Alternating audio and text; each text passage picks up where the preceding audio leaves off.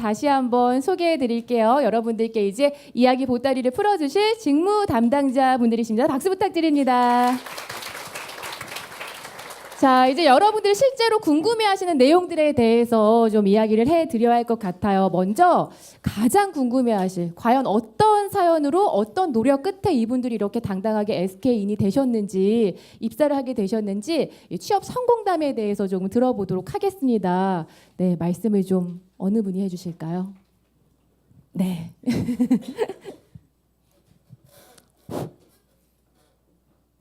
네. 처음으로 얘기하려니까 좀 굉장히 좀 부담스럽긴 한데요. 저 같은 경우는 제가 아까 설명드렸다시피 2009년에 입사를 했는데 저는 그때 4학년 때 여름 때 인턴을 했었어요. 그때 뭐 SK는 아니었는데 그때 인턴을 하면서 이제 저 나름대로 이제 정규직이 되겠구나라는 어떤 자신감이 있었는데 이게 떨어지고 나니까 이게 굉장히 이게 어떤 심리적인 데미지가 있더라고요. 그래서 9월 달쯤부터는 굉장히 원서를 많이 썼던 것 같아요. 이거 잘못하면 정말 이러다가 또 막 경제 위기도 오고 막 그런 시즌이었기 때문에 그런 위협감 때문에 굉장히 열심히 원서를 많이 썼던 것 같아요. 그래서 그때 거의 뭐 100개 정도 썼던 것 같아요. 그래서 거의 뭐 엑셀 파일로만 관리하고 그랬었는데 그때 근데 느낀 거는 이게 자꾸 쓰다 보니까 또 제가 또 그 전공은 상경계인데 어떤 지원할 수 있는 직군이 제한적이다 보니까 회사는 굉장히 다양한데 물어보는 건 비슷하구나. 뭐 어느 정도 이제 이런 회사의 어떤 자소서라던가 이런 거에 상당히 좀 통달하게 된 어떤 계기가 되었던 것 같습니다. 그래서 뭐 면접도 뭐 여러 차례 볼 수 있었고 뭐 자소서도 많이 써볼 수 있었고 뭐 그런 과정에서 이렇게 SK 입사하게 됐는데 여러분께서도 그런 뭐 공고 많이 뜨고 그러면은 많이 뭐 써보시고 면접도 많이 봐보시고 이런 실전을 많이 경험해 보시는 게 좋을 것 같습니다. 네. 100개나 되는 이제 원서를 쓰시고 또 많이 이제 탈락도 하셨잖아요. 그럴 때마다 자존감이 사실은 떨어질 수밖에 없거든요. 자신감도 없어지고 그럴 때 마인드 컨트롤 좀 어떻게 하셨던 거예요? 그냥 뭐 더 분노를 더 승화시켜서 다음번에 꼭 가고야 붙겠다. 말겠다. 예, 그런 어떤 네. 그렇게 했던 것 같습니다. 네, 여러분 그런 마인드로 네, 도전하시면 될 것 같습니다. 또 다른 분 얘기를 좀 들어볼게요. 어떤 분이 해주실까요? 네네. 네, 앉아서 얘기하는 게 훨씬 편한 것 같아요. 네. 편하게 들어주시면 될 것 같고요. 저는 사실 이제 취업 준비할 때 가장 두 가지 말씀드리고 싶은 게 하나는 내가 가고 싶어하는 회사 리스트를 하나 만든다는 거, 그리고 그런 리스트들의 회사에 대한 이해도를 높이는 것.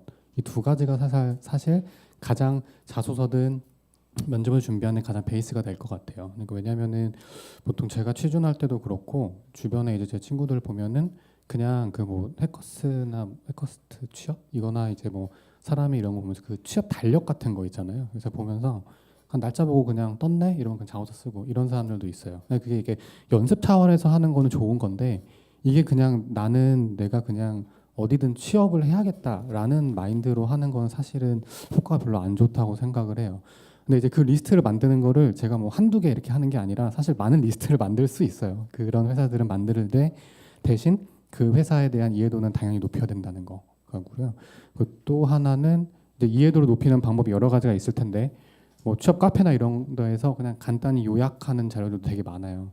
근데 그런 걸로 보는 것보다 저는 사실은 제가 지원하는 회사들의 일단 기본적으로 홈페이지 다 가서 사업 보고서 다 확인하고 지속 가능 경영 보고서 관련된 회사가 발행하는 많은 보고서들이 있어요.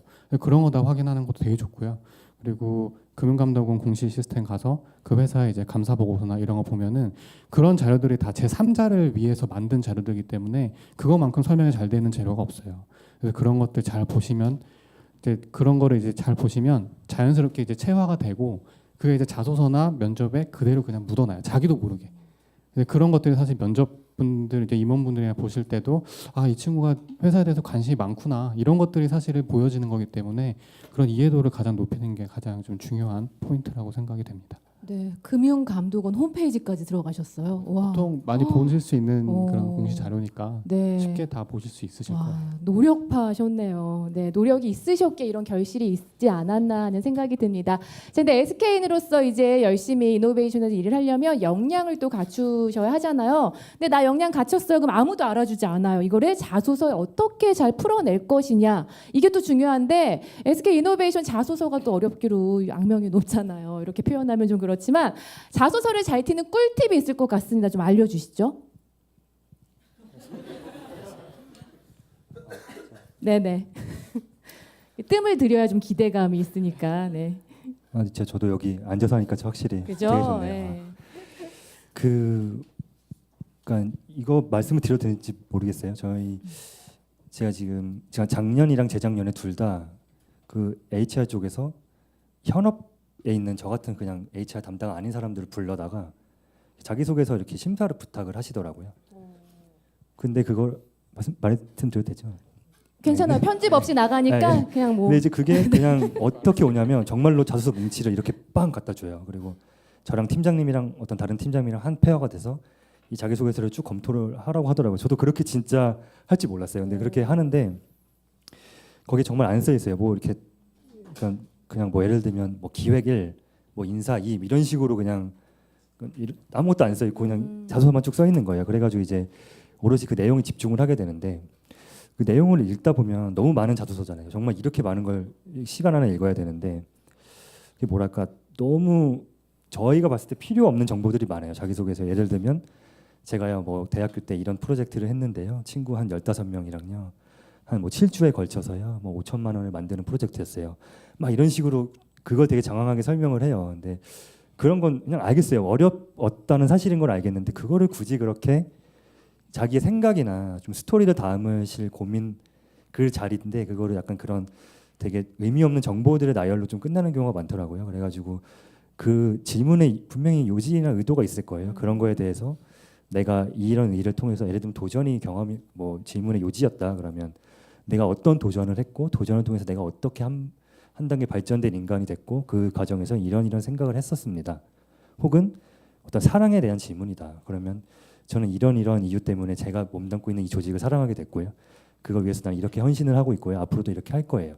그냥 그런 식으로 여러분들이 이야기를 들려주시면 좋을 것 같고 또 하나는 그 자기소개서 항목이 되게 많잖아요. 뭐 5-6개 질문들이 있는데 그러니까 저는 개인적으로 이렇게 어떤 자기만의 좀 필살기가 되는 경험들이 있는 것 같아요. 다들 이렇게 그런 거를 좀 이렇게 앞에 쓰면은 이제 확 들어오고 뒤에도 쭉쭉 이제 몰입감 있게 읽혀지는 것 같았다는 그냥 제 개인적인 경험 말씀드리고 싶습니다. 네. 피가 되고 살이 되는. 네. 또 어떤 분이 좀 알려주실까요? 네네. 예. 이것도 제 개인적인 경험인데요.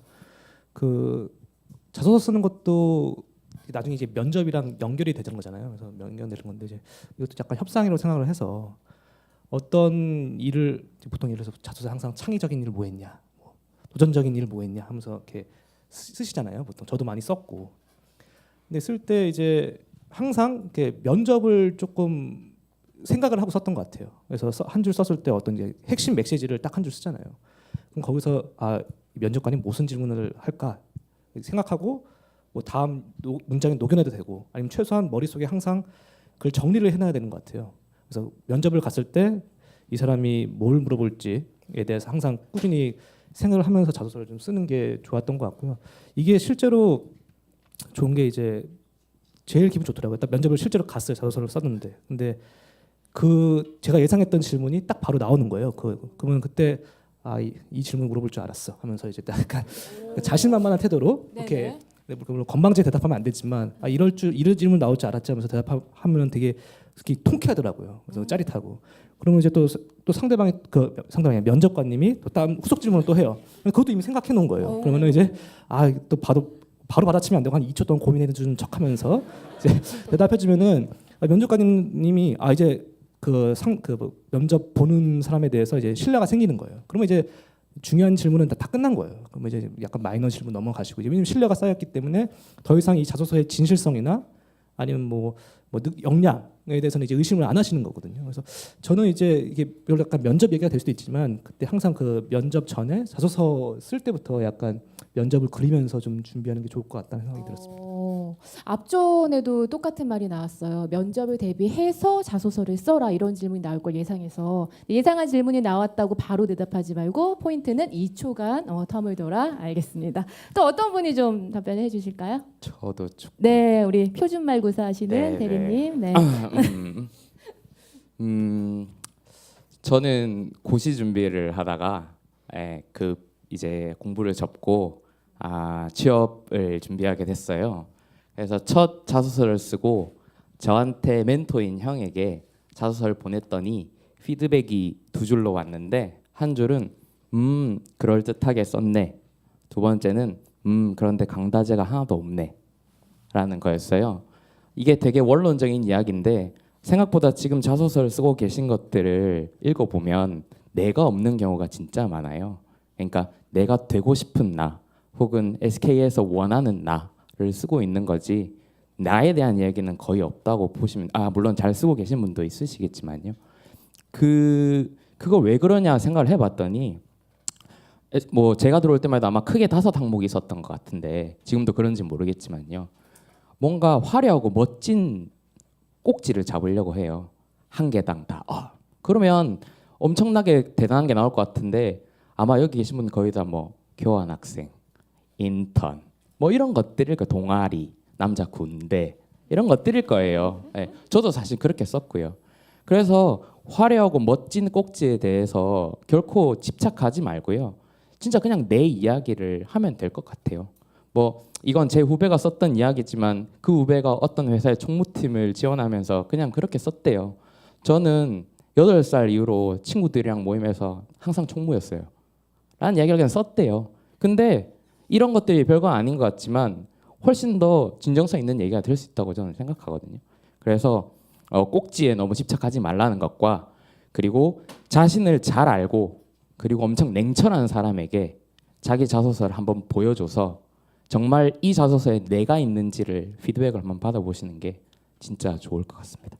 감사합니다. 네, 진짜 형이 조언해 주듯이 그런 말씀이셨습니다. 자, 자소서가 또 다가 아니죠. 그 다음 과제 바로 뭐가 남아 있죠, 여러분? 면접. 면접이 남아 있죠. 어려울 것 같은데, 자, 이 면접에서 살아남는 법, 면접을 잘 보는 법, 팁이 있으면 좀 알려주시죠. 어떻게 봐야 할까요? 네. 사실 방금 전에 이야기한 강다재 대리님이랑 비슷한 맥락인 것 같아요. 여기 계신 분들이 조금 이상하게 생각하실 수도 있는데 면접을 갈 때 면접관을 즐겁고 행복하게 하자라는 생각을 한번 해보시면 좋을 것 같다라는 생각도 해요. 거꾸로 여러분들은 면접을 이제 한 번 보러 오지만 반대로 생각하면 면접관님들은 하루 종일 똑같은 말을 하는 사람들을 계속 만날 수밖에 없거든요. 그럼 여기 방금 이야기한 대로 내색이 없는 이야기를 하면 결국 묻힐 수밖에 없을 것 같거든요. 저희가 면접을 하게 되면 어찌 됐건 처음 만나기 때문에 면접관이나 오신 분들이나 서로 낯을 가릴 수밖에 없어요. 그러면 뭐 예를 들면 자기소개를 할 때도 좀 특별하게 내색을 묻어서 한다든지, 그리고 마지막에 혹시 이 면접이 끝나기 전에 한마디 더 하고 싶은 질문이 없냐, 뭐 이야기 없냐, 이런 얘기 물어보실 수 있거든요. 그럼 그럴 때 본인의 색을 좀 묻어서 톡톡 튀게 준비하는 것도 굉장히 좋지 않았나라는 생각이 들고, 개인적으로는 뭐 자기소개를 할 때 뭐 심리검사, 공인된 심리검사, 뭐 MBTI라든지 여러 가지 부분들을 활용해서 이야기를 드리는 것도 좋았던 것 같습니다. 네. 네, 정말 수많은 사람들을 보니까 이렇게 기억에 각인을 좀 시켜주는 게 좋을 것 같아요. 여러분들 이 중에 기억에 각인된 사람 누가 있어요? 예를 들면 사투리를 쓰지 않는 그분. 더 놀라운 건 여자친구가 있다는 그분. 각인이 확실히 되잖아요. 네, 이렇듯. 디스한 건 아니고요. 예. 자, 다른 분도 어떤 답변 좀 해주실까요? 네, 과장님께서 면접에 관한 팁. 저는 이제 경력사원으로 입사를 했는데요. 실제 뭐 면접은 비슷비슷할 것 같아요. 근데 저는 제가 할 수 있는 것, 할 수 없는 것을 명확히 말씀을 드렸어요. 그러니까 가끔 이제 면접 보실 때 좀 이렇게 긴장되도 하다 보면 이제 이런 것도 할 수 있을 것 같습니다. 열정으로 하겠습니다. 이렇게 말씀들 하시잖아요. 사실 신입사원이 할 수 없는 일이 있어요. 그래서 그걸 뭐 패기와 열정으로 하겠다 한다면 굳이 그대로 그걸 다 면접관님들이 받아들이지 않거든요. 저 같은 경우는 제가 프레젠테이션 하면서 이 부분은 제가 하겠다라고 말씀을 드렸고 할 수 없다고 얘기하는 것에 대해서 질문을 안 하시더라고요. 그래서 좀 더 할 수 있는 분야에 포커싱해서 면접 보는 게 어떨까 싶고요. 또 하나는 제가 이제 홍보 일을 하고 있으니까 언론 보도 기사를 한번 유심히 봐보세요. 그러면은 회사가 어떤 정책을 잘 알리려고 하는지를 알 수 있거든요. 그럼 반대로 얘기하면 부족한 부분이 보이는 거죠. 그러니까 잘하는 부분이 보이는 게 아니라 회사가 이런 부분을 잘 못하고 있구나라는 부분도 볼 수 있거든요. 그래서 회사는 그런 인재를 혹시 뽑을 수도 있습니다. 그러니까 앞으로 그 보도되는 내용들 잘 한번 보시면서 그런 부분 한번 스크린 한번 해보시죠. 네. 네, 홍보 직무에 지원하실 분들은 새겨 들으면 좋을 것 같습니다. 또 어떤 분이 좀 팁을 주실까요? 네, 네. 아까 마찬가지로 제 경험 면접 때 본 경험 잠깐 말씀드릴게요. 오, 좋아요. 좀 네. 효과적이었던 것 같아요. 그래서 그 면접 보통 막 인성 면접하고 하면 막 1시간 하고 막 그러거든요. 면접관들이랑.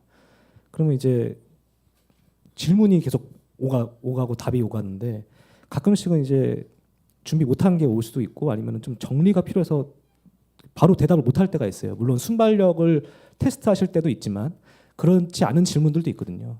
그럴 때는 이제 그 좀 실수도 예전에는 다른 면접할 때는 실수도 했겠지만 막 얼버무리는 거예요. 막 갑자기 대답을 해야 되니까. 그래서 막 횡설수설하고 막 틀리고 막 후회하고 하는데 한 번은 SK 면접 때였던 것 같은데 그 갑자기 돌발 질문을 하시는데 제가 대답을 잘 못하겠는 거예요. 그래서 제가 그냥 정중하게 죄송하지만 이제 생각을 정리할 시간을 좀 주십시오라고 정정 요청을 드렸어요. 그랬더니 되게 흔쾌하게 저는 사실 좀 걱정하면서 얘기를 했거든요. 근데 되게 흔쾌하게 어차피 면접은 1시간이니까 한 충분히 시간 가지십시오라고 말씀을 주시더라고요. 편하게. 그래서 한 10초, 15초 너무 길진 뭐 1분 생각하면 안 되겠죠. 그래서 한 10초 정도는 충분히 생각을 정리하고 그 떠올라지 않았던 것도 확 떠올리고 해가지고 나름 그 되게 조리 있게 답변을 했던 것 같아요. 그 질문에 대해서. 그래서 결국 결과가 지금 좋아서 제가 지금 7년째 이 회사를 다니고 있는데 아무튼 절대로 대답을 빨리 하는 게 능사는 아닌 것 같아요. 그러니까 막 그렇다고 횡설수를 할 수 있는 가능성이 높아지기 때문에 좀 가끔씩은 좀 여유를 갖고 아예 정중하게 면접관님한테도 조금만 생각할 시간을 주십시오라고 하면은 다 좋으신 분들이에요. 되게. 때문에 얼마든지 시간 드리실 거니까 그런 이런 팁을 한번 활용하는 것도 좋을 것 같습니다. 좋네요. 너무 쫓기지 말고 조금은 여유롭게 그렇게 면접에 대응하면 될 것 같습니다. 자, 이렇게 해서 면접을 잘 볼 수 있는 뭐 팁이랄까요, 방법들에 대해서 조금 얘기를 들어봤는데요. 자, 저희가 잡토크 참가자들을 모집하시면서 사전에 조금 질문이 있으면 주세요라고 했더니 공통적인 질문들이 좀 많이 나왔어요. 그 부분을 좀 추려봤는데요. 먼저 채용 부분에서 질문이 많이 나왔던 게 바로 면접이 어떻게 진행이 되나요? 이 질문이 많았어요. 네. 네, 누구신가요? 예, 네. 인사드리겠습니다. 저는 그 SK 이노베이션 탤런트 매니지먼트 팀의 고정은 대리라고 합니다. 반갑습니다. 근데 왜 이렇게 내려가셨어요? 좀 올라오세요. 예. 제가 허리가 너무 길어 보이잖아요. 네, 죄송합니다. 좀 올라오세요. 네, 감사합니다. 네. 네, 그 면접 전형에 대해서 뭐 여쭤보시는 게 이제 여기 나와 계신 그 선배님들의 면접 볼 때랑 뭐 지금이랑 당연히 다르겠죠. 그 아무래도 경력 사원 대비해서 신입 사원의 면접의 변화 주기가 되게 빠른 편입니다. 이거는 회사가 앞으로 이제 신입 사원을 뽑는다는 것은 미래에 대한 투자고 우리가 미래에 가야 할 방향과 필요한 리소스들이 수시로 변할 수 있으니까 그 변화 주기가 되게 빠른 편이고 최근에는 이제 직무별 채용을 도입하면서 어떤 과거에는 공통적으로 우수한 사람을 뽑아서 우리가 배치해서 잘 키우면 되겠다 이렇게 판단을 했었지만 최근에는 각 조직별로 그 정말 최적화된 혹은 핵심 역량을 갖춘 사람이 다를 거다. 뭐 재무와 엔지니어는 전혀 다를 거다라는 판단하에 직무별 채용을 진행하고 있는데요.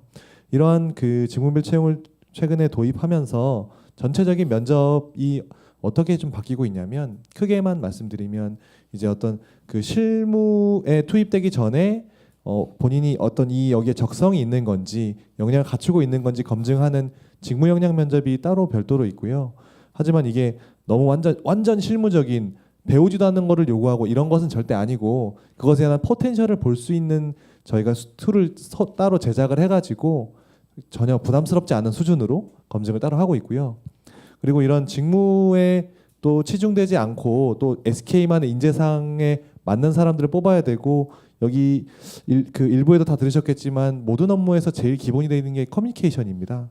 이런 일만 잘하고 다른 사람이랑 협업할 수 없는 사람을 뽑을 수는 없겠잖아요.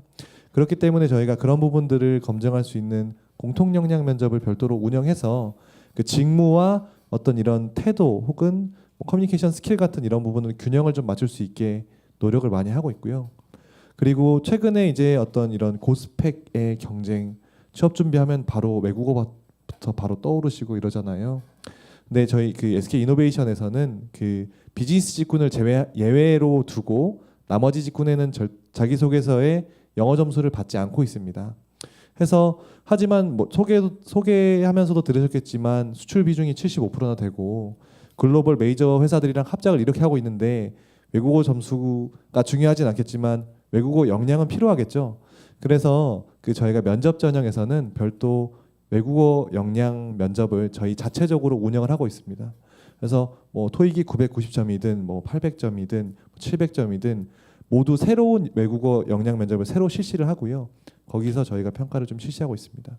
크게는 이렇게 세 가지인데 뭐 일단은 그 나머지 뭐 면접도 여러 개 있어서 저희 SK 이노베이션 면접이 좀 하루 종일 진행이 돼요. 보통 다른 회사들은 뭐 2시간 하고 보내주고 이렇게 하는데 저희는 하루 종일 붙잡아 놓고 그 좀 면접을 해서 좀 지원자들이 많이 어떻게 보면 되게 체력적으로 지친다고 표현할 정도로 그렇게 하고 있지만 그 저희가 그렇게 면접을 좀 장시간의 면접을 고집하는 이유는 저희가 회사에 최적화된 인재를 정말 찾고 싶은 그런 니즈가 큰 것도 있지만 그 SK 이노베이션 면접을 위해서 사전에 막 스터디도 하고 말씀하신 이런 팁들을 찾아가지고 사업 보고서도 열심히 읽고 이렇게 준비한 시간이 정말 많은데 그 보여줄 시간이 적은 건 정말 안타까운 것 같아요. 그래서 그러한 다양한 역량을 좀 펼칠 수 있는 장을 좀 늘리고 싶었고요. 뭐 그 하나의 면접을 뭐 좀 약간 망쳤다고 해서 희망이 없어지는 게 아니라 다른 역량에서 충분히 본인이 강점을 어필해서 커버하실 수 있도록 저희가 면접을 좀 다양하게 운영하느라고 어쩔 수 없이 생기는 좀 애로사항이라고 이해해 주시면 좋을 것 같습니다. 네. 네, 긴 면접을 대비해서 체력 단련들도 좀 하셔야 할 것 같습니다.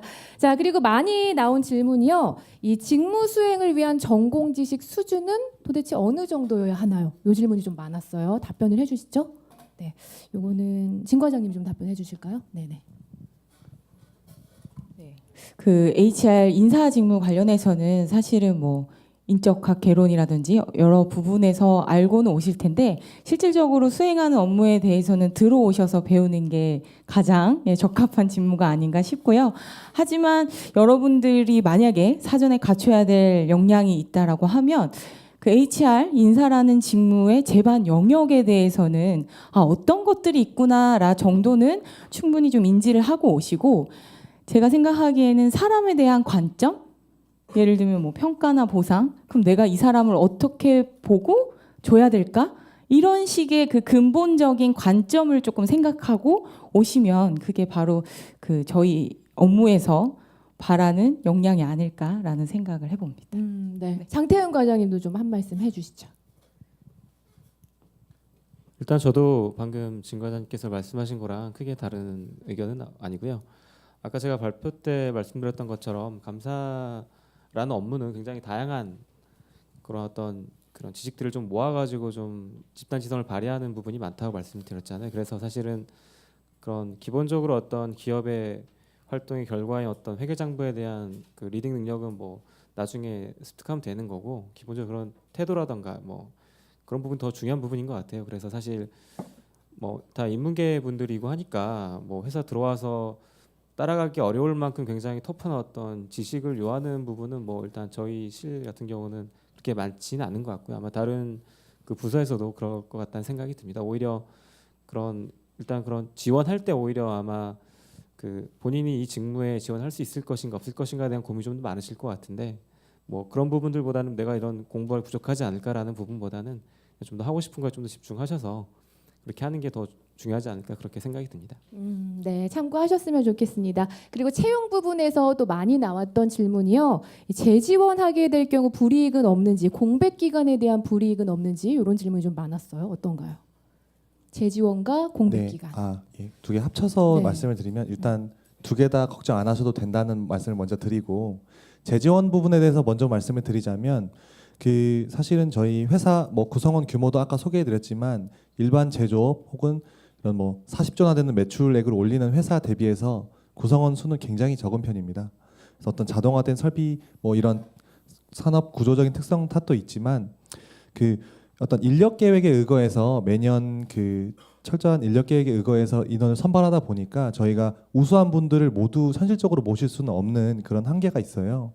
해서 이런 그 과정, 이런 이 우수한 인재들이 많이 오시지만 모실 수 없는 현실을 저희 팀도 정확하게 인지하고 있기 때문에 재지원하시면 사실은 그거 저희가 더 바라는 일이죠.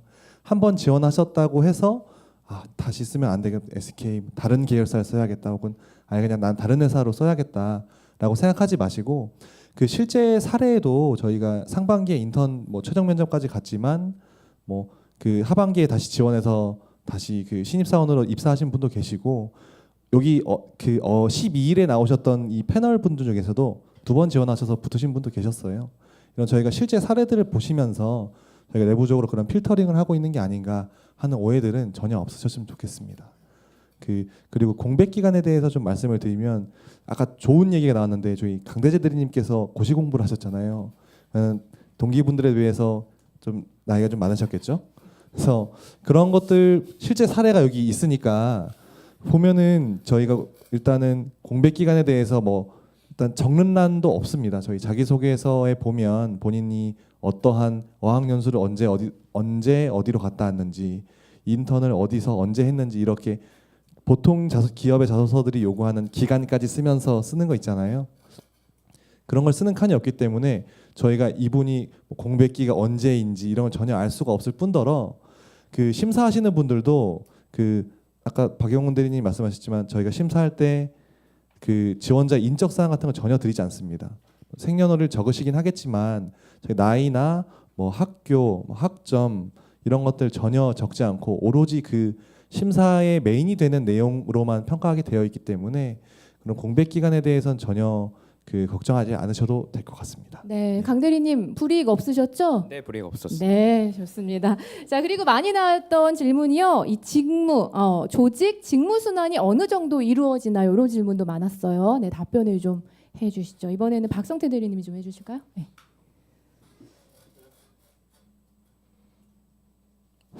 네. 아까 설명드린 것처럼 재무본부는 이제 회계, 자금, 세무, 구매 이렇게 기능별로 나눠져 있는데, 재무본부 같은 경우는 이렇게 기능별로 순환이 되게 자유롭게 이루어지고 있습니다. 그래서 예를 들어서 회계에서 4, 5년 정도 근무를 하면 그 다음에는 이제 자금 부서로 간다던가 이런 식으로 기능별로 순환을 되기도 하고요.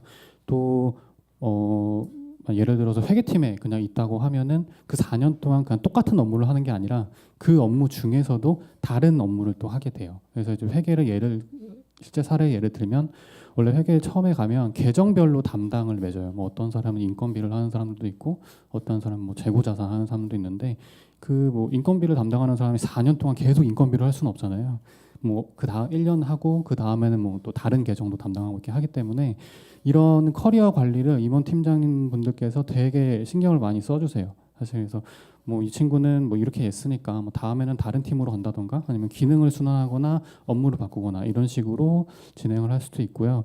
근데 이제 재무 특성상 좀 전문적인 영향이 좀 필요한 부분이 있는데, 대표적인 게 이제 세무 쪽이죠. 이제 세무 쪽 같은 경우는 아무래도 좀 이제 정부를 상대로 뭔가 이제 좀 불복을 하거나 이제 이런 업무적인 역량이 있기 때문에 세무 같은 경우는 다른 기능에 비해서는 조금 더 이제 세무의 기능에 있는 기간이 좀 긴 면은 있습니다. 그래서 7, 8년 계신 분도 있고 거의 10년 가까이 되신 분도 있는데, 이런 것들이 좀 이제 조직의 운영에 맞춰서 유연하게 되고 있기 때문에 그런 순환 업무에 대해서는 이렇게 본인의 의사도 많이 존중을 해주셔서 그런 부분은 별로 그렇게 걱정 안 하셔도 될 것 같습니다. 네, 참고하시길 바랄게요. 그리고 마지막으로 많이 나온 질문이 우리 여성분들이 질문을 좀 해주셨어요.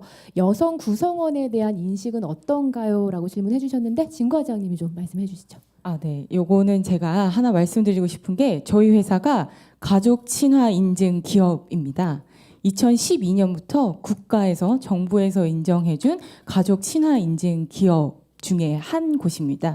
그래서 에너지 화학 업종이라고 하면 왠지 뭔가 남성들만 드글드글 할 것 같고, 사실 그렇지 않습니다. 저희 팀만 해도 남성과 여성의 비율이 50대 50이고요. 저희 본부도 한 30-40% 정도는 이미 여성들이 있고요. 가족 친화 인증을 받기 위해서는 여러 가지 조건들이 필요한데, 그 중에 하나가 출산 육아휴직을 쓰고서 다시 돌아올 수 있느냐. 저희 거의 100%에 달하고 있고요.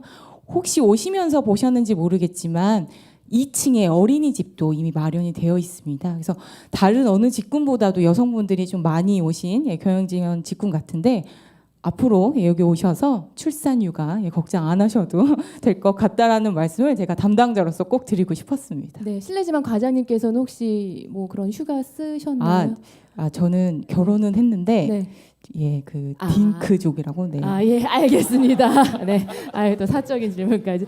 자, 이렇게 해서 사전에 나온 질문들을 좀 저희가 추려봤어요. 이번에는 여러분들 시간입니다. 지금까지 들으시면서 궁금한 점들 좀 적으셨을 것 같아요. 네, 현장에서 질문 좀 받아보도록 하겠습니다. 저기 초록색 셔츠 입으신 분. 네, 전체적인 것도 좋고요. 한 분을 콕 집어서 뭐 담당 부서에 관한 것도 좋고. 네.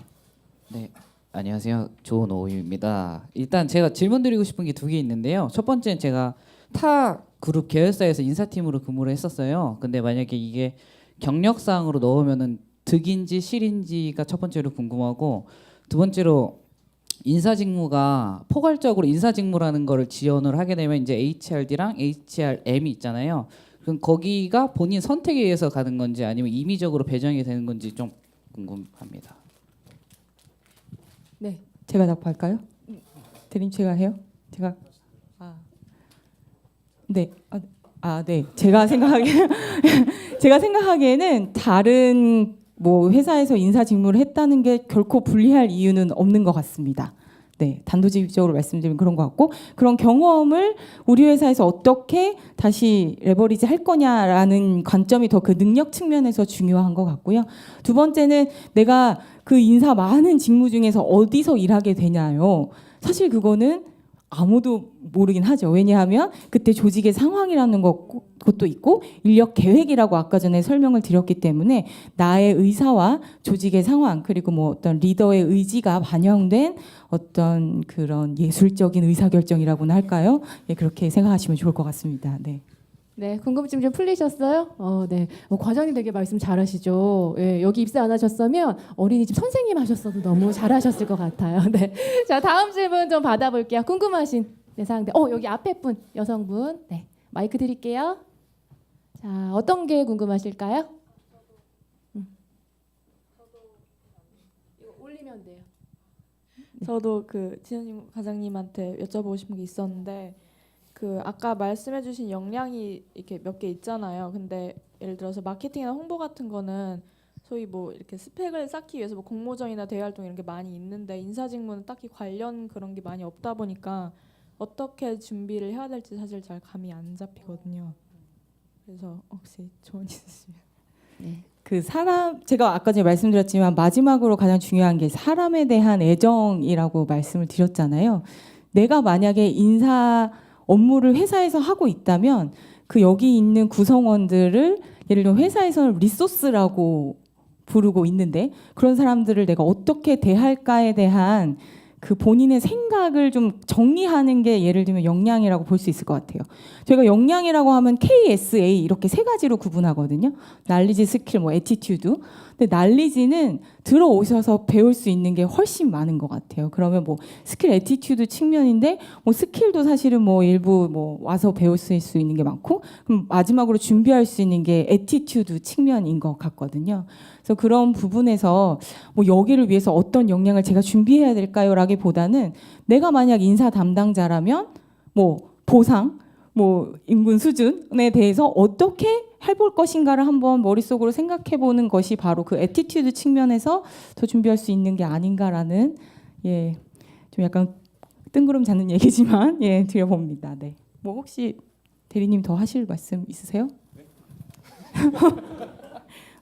저 충분히 동감하고요. 예. 사실 고민이 좀 어떤 증명할 수 있는 자격이나 수상 경력보다는 고민이 되게 중요한 것 같아요. 항상 매사 이 끝에는 항상 사람이 있기 때문에 뭐 숫자 딱 내렸다고 해서 끝나는 일이 절대 아니고 항상 누군가가 있고, 이렇기 때문에 항상 배려도 해야 되고 아니면은 어떨 때는 끌어가야 하고, 이런 고민이 좀 되게 많은 직무 같거든요. 그래서 뭘 막 해야 됐다, 이걸 따야겠다 해서 마련되는 것보다는 평상시에 그런 고민을 좀 많이 해보는 게 면접 과정에서나 자소서 작성에서나 충분한 좀 도움이 많이 될 것 같습니다. 네. 네. 아니 예쁜 분이 질문하셨다고 또 답변을 또 너무 친절하게. 뭐 그래요. 도움이 좀 되셨어요? 네. 자, 그리고 시간 관계상 그럼 현장 질문 딱 한 분만 마지막으로 좀 더 받아볼게요. 맨 앞. 어떡하지?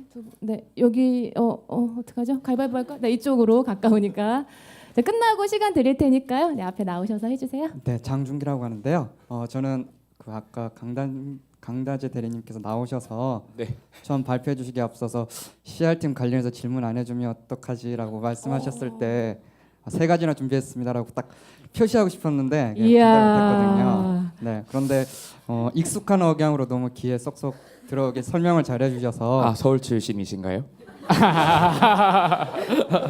네, 거기입니다. 네네. 세 가지 준비한 것은 이미 두 가지는 답을 얻고 가서 너무 감사하다는 말씀 먼저 드리고 싶고요. 감사합니다. 마지막으로 한 가지 질문 드리고 싶은 게 SK이노베이션이 최근에 딥체인지 2.0을 선포하셨잖아요. 그래서 크게 두 가지 방향성으로서 그거를 진행하는 걸로 알고 있는데 CR팀에서는 이와 관련돼서 어떤 업무를 지금 기획하고 있는지 또 추진하고 있는지 좀 더 자세히 알고 싶습니다. 와, 표정이 바뀌었어요. 무섭게 바뀌었어. 네. 사실 너무 어려운 질문인 것 같은데요. 사실 저희는 지금 사실 모든 일하는 방식의 변화부터 해서 뭐 글로벌리 나가는 것까지 해서 저희가 사실은 기존의 CR의 영역이 좀 한정돼 있었던 부분들이 좀 있었습니다. 뭐 사실은 여기서 발표하는 것도 CR의 영역은 좀 다소 조심스러운 부분도 있는 거고요. 그런데 결국 저희의 가장 큰 목적은 이해관계자들과 우호적 관계를 통해서 회사의 기업 가치를 제고하는 거고 그런 부분에서 결국은 현업이 이 앞으로 나갈 때 그것을 적극하게 결국은 서포팅해 주는 거거든요. 그래서 이 기업 가치 2.0 제고에 따라서 저희가 무엇을 하냐라고 한다면 참 너무 어려운 질문인 것 같아서요. 이건 개인적으로 따로 말씀드릴게요. 네, 죄송합니다. 네. 감사합니다. 네. 이따가 이 방송 끝나고 남으시면 될 것 같아요. 네, 알겠습니다. 자, 이렇게 해서 현장 질문까지 좀 받아봤습니다. 그리고 저희가 말씀드린 대로 지금 이 방송이 SK 이노베이션 페이스북에 생중계가 되고 있어요. 거기에 소감을 좀 달아주셨는데 아까 제가 종이 받았거든요. 자, 유연근무제 너무 좋네요라는 의견 있었고 재무직무는 얼굴이 잘생겨야 되나 봐요. 박성태 대리님. 가족 아니시죠? 네. 그리고 잘 듣고 준비해서 지원해야겠네요. 그 인상적인 댓글. 사투리 좋아요. 크크크. 누가 사투리 썼죠? 강대 대표님 오늘 표준말만 구사했는데. 그러니까요. 미스터리하네요. 자, 누군지 적어주시기 바랄게요. 자, 그리고 질문 관련해서는요. 인사 직무, 외환 관련 직무, 뭐 블라인드 채용, CR 직무 등에 대해서 페이스북에 질문을 해드렸는데요. 저희가 이제 답글을 달아드렸습니다. 자, 이렇게 해서 SNS에 나온 소감과 좀 질문까지 소개를 해드렸습니다. 이제 시간 관계상 마무리를 지어야 할 것 같은데요. 지금 취업 준비에 여념이 없으신 우리 청년 여러분들께 선배님이시잖아요. 한 분씩 좀 간단하게 응원의 메시지 좀 보내주시죠. 네, 친동생이다 생각하고 상해에서 오신 대리님부터. 네. 뭐 여러분들이 저 앞에 있는 이 사람들 어떻게 생각하실지 모르겠는데 사실 제가 여기 있어 보니까 전 여러분들이 너무 부러워요. 그냥 너무 다 젊고 막 진짜 막 밝고 막 이런 모습들 자체가 너무 좋은 것 같아서 사실 취업이 어렵다 하는데 입사를 하고 나면 더 많이 어렵거든요. 진짜 되게 힘들고 하니까 그냥 지금의 그런 어떤 시기를 좀 즐기시고 뭐 회사는 사실은 그냥 안 되면 저 회사 나랑 좀 안 맞나 보다 막 이런 생각으로 좀 자존감도 잃지 마시고 소중한 사람들이니까 좀 담대하게 이겨내셨으면 좋겠습니다. 네, 이상입니다. 아까 자소서에서 했던 이야기랑 비슷한 얘기인 것 같은데요. 자신감을 잃지 않는 게 진짜 제일 중요한 것 같습니다. 뭐 이 회사 안 들어온다고 죽는 것도 아니고요. 이 회사 못 들어온다고 뭔가 내 삶에 크게 많이 변화가 하는 것도 아닌 것 같아요.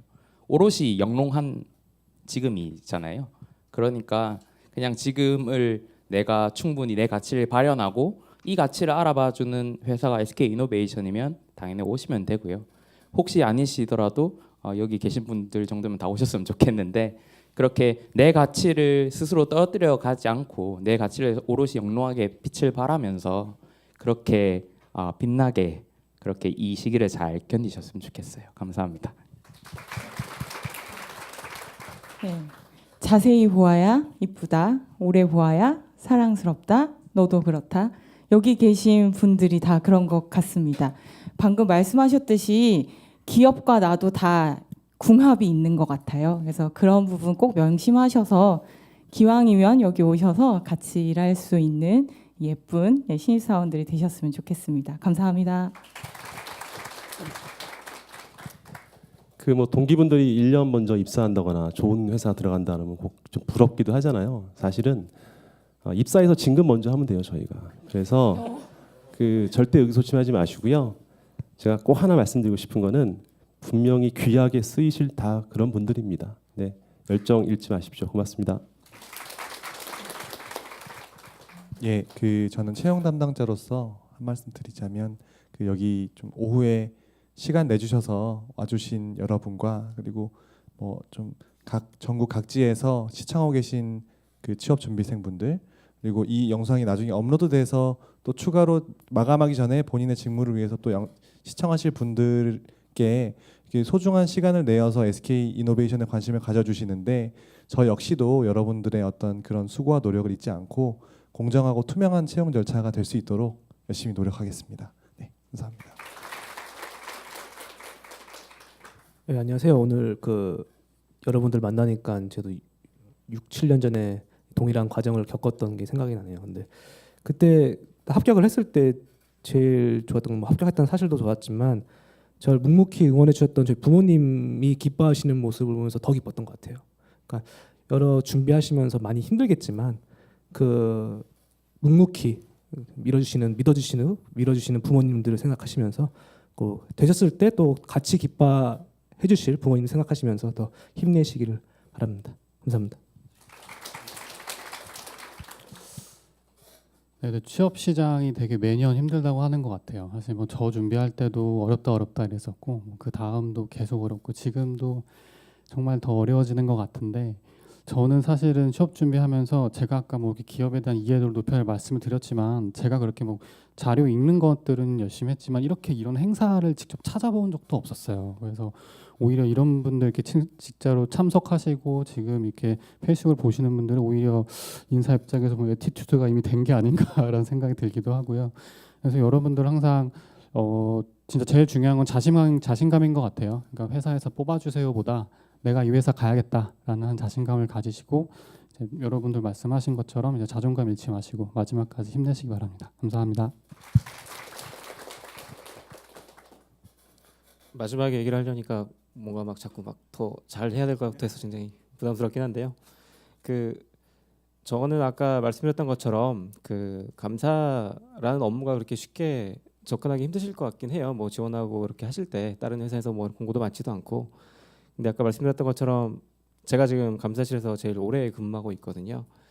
그래서 아마 이거 보고 계신 분들이나 계신 분들 중에서 어느 분이 그 감사에 뭐 저 설명을 듣고 뭐 지원하게 되셔가지고 내년에 오셔가지고 뭐 그 같이 할 수 있으면 좋겠고요. 그때 저는 아마 뭐 너무 오래 있어서 아마 없을 수도 있습니다. 근데 오셨을 때 이제 좀 그때 좀 설명 참 잘 들었다, 뭐 덕분에 오게 됐다 이런 얘기를 할 수 있는 기회가 이분들 중에서 있으셨으면 좋겠습니다. 감사합니다.